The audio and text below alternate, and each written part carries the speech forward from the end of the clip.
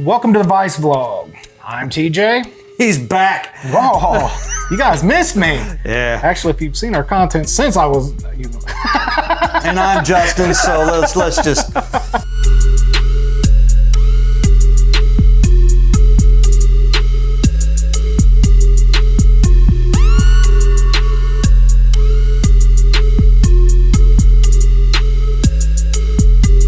Brother, how was your vacation, man? Fucking Florida and shit. Dude, I am a brown bear right now. I am flecking my skin off, if you guys can see that, but I had a great time, dude. Is that what that was?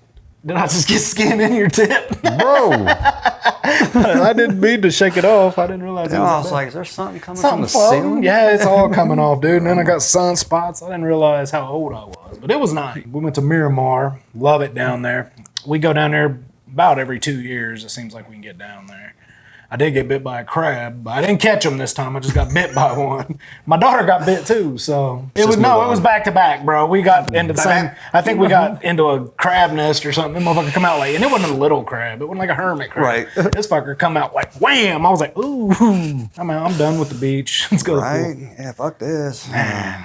Glad you had a good time, man. You needed it. I feel refreshed. Yeah, until you came back here and had to deal with my bullshit. Your bullshit ain't You had too to clean bad. up my messes. Actually, and when I was gone, it was like I after about 4 days, you start missing things. And it's like, fuck, man, I want to go back, but then when I go back, I'm going to regret going back.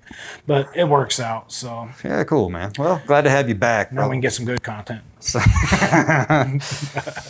All right, man. So let's, I know you are a Mac Lethal fan. Love Mac Lethal. Well, while I was in Florida, apparently some drama popped off. I don't know, some tweets went back and forth between Tom MacDonald and Yeah, I saw that. Mac Lethal. Yeah. Now, have you watched the videos? Oh, yeah. They both dropped diss tracks. Yeah. Now, Well, fucking Tom MacDonald come out trying to swing, and then... did you see his video? Yeah, it was all right. I'm not going to lie. Killed it. Tom MacDonald, his video, it was okay. I'm going to be honest with you, I like Tom MacDonald a lot. He's a fucking pretty good lyricist. And I think he went in on him pretty hard, and I think it was a bait shot is what it was. It was, and he got what he was looking for out of it. But the thing is my guy came through and just ended it. And I don't think it's done. I think Tom MacDonald's going to come back again, and he's going to wreck shit. So now, although I think Tom MacDonald's video sounds better. Mac Lethal, he went in another 2 minutes of extra bars Right. that were pretty hardcore. So it'd be interesting to see. So you're calling Mac Lethal on that round. Yeah. Mac got the first round. That's for damn sure. And as much as I don't want to say he did. But like I said, I don't think it's done. And that's coming from a Tom MacDonald fan. He's calling Mac on the first round. Yeah, so. But like I said, I do think I would actually be driving in my car and listen to Tom MacDonald's version, where I wouldn't do that with Mac Lethal because it was just more shit talk. Yeah. But I think Joe didn't tag me because he's kicked off Facebook for 30 days. He actually messaged me. He was like, "Bro, your boy just got killed." And I was like, "Oh fuck." Anyways, with the Tom MacDonald Mac Lethal to be continued. But Mac's gonna win every round. I don't know, but Mac's a fucking battle rapper, bro. It's like he was built for that shit. Yeah. Where Tom MacDonald's more of a. And that's why Tom MacDonald fucked up, kind of. I would have picked on somebody else probably. Right. But if you've watched any of Mac Lethal's videos, it's like, I understand. It's like dudes flipping pancakes and shit. It's like, I can take him. But then I went back and watched some of his battle rap videos, and I'd have picked a tomato can. Right. But, it is what it is. Let's move on to something a little more vape related. What's your thoughts on Juul opening up vape shops? As if they haven't done enough damage. Right. It's like bad enough. It's like that's what kids are gearing towards, is because they're small, they're little, and they're shitty little devices. But no, they shouldn't be opening up vape stores. Oh, no, I agree. But I don't think our industry will support that. There will be a few. I don't want to say a majority, but there'll be a few that will go to the Juul. But I can never see Juul taking over a brick and mortar and being able to operate like we do. But they got 4 fucking flavors, dude. Right. And they're not even that good flavor. I mean, they're not that good. It's honestly, the Virginia tobacco, I think, is a big one. The mango bullshit. Even I didn't care for the mango. I think I stand alone in that one, but the mango sucked. I don't care for any of them. When I do vape it, I'm a tobacco guy. I always keep tobacco in my small devices. And I did do the tobacco one a little bit, but like I said, every other fucking hit's a burnt hit. So what's the point? Get yourself a big boy mine. Right? Bam. All right, Jay, I'm gonna bring one to you. In your opinion here, I know this is not the most interesting thing to talk about, but as someone that's been involved in advocacy, I know you have as well as I have. Why do advocates tend to get tired? This is going to be a rough segment here. It can go a lot of different ways. Yeah, I think, wow. Do you want me to start off? No, I got it. I got it. I'm just trying to choose my words wisely. Yeah, because I will backhand him motherfucker right in the back of the head and knock it off. Right. I've already been told that once this week. No comment. We'll talk about that later. If you're sponsoring us, we appreciate you. If you're friends with us, we still appreciate you. Yeah, we love you guys. No, I think, honestly, advocacy at its core is a great thing. And I think it's something that everybody needs to kind of pay attention to, especially in your state or in your county. But I think a lot of the times, especially in the retail side of it, you get all these business advocates and all of that. I think it becomes like a doom and gloom situation. The sky is falling every single day. You have to give us thousands of dollars or you're not going to survive. And I just think from the positions that we're in now, we just kind of get tired of hearing it. So we kind of fall out of love with advocacy and we stop trying to push it as much. And that sucks because, it's definitely... It's a necessary evil. Yeah. And then, go ahead. No, I mean, dude, I don't... That's how I got my first platform. Yeah. Just opened up shop and we got hit. I think it was it the August 8th one that I did the one video that went kind of viral. Basically, we lost all of our e-liquid. Really sucked. So by the time I realized what was going on and we were about to lose everything, I jump in the advocacy head first. And, being a shop owner, I just started collecting money. I started doing GoFundMes and, I had thousands of dollars that I was able to come up with, just doing my thing. And I walk over to the advocacy guys and I'm like, and I'm not dropping any names, but all of a sudden there's two groups here at the time. And all of a sudden this group says it's more important than this group and this group. And I know what I went through personally to try to drum up all that money just to do my little bit. It wasn't easy. No, it's not. To get anybody to come off of anything nowadays is almost impossible. Yeah. As far as the community. Now, shops, they do give. Juice manufacturers, they do give. But getting people to give to something that's like, it's almost like Chernobyl and its radiation. You can't see the enemy. It's just, you're giving it on faith that, right. It's being taken care of. I fell out of love with it in that moment because it's like, wow. That's like, here we got 150 people that come down here and watched us all talk at this rally and nobody wanted to donate unless we were giving away shit. And when you give away shit, all of a sudden there's 1,000 people there. There's always somebody there. So right. It was tough, man. So when they basically this way versus this way and we're better than they are, it's like, I don't really give a shit. Right. It's like, I just want this to go to the cause. And I think that's also kind of over the last, I'd say, couple of years with advocacy is all of these major advocacy groups kind of lost sight of what they originally, started their little clique or their little group for. It became a, fuck this group, we're better, and then that group's, like he's saying, fuck this group, we're better. And we just want to give money to the end cause, not because you're better or like if there was one unit that was like we all knew, like CASA or big ones. Yeah. I mean, whatever the VTA, biggest. CASA, all. And you knew your money was going to the right place because there's been some people that we have all donated to that turned out to not be so good people. Right. But you don't know. Money changes people. So.